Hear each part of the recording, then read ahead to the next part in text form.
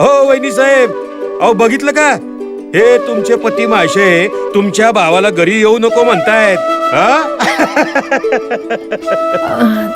नाही जी, ते ते आमचं घर थोडं लहान आहे ना, त्यामुळं ते असं बोललं असतील. अहो नाही वहिनी साहेब, अहो ज्या घरात डॉक्टर साहेबांसारखी मोठी माणसं राहत असतील ते घर लहान कसं असेल हो?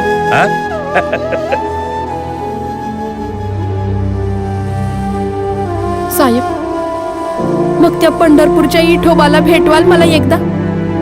पंढरपूरला घेऊन जाल मला एकदा?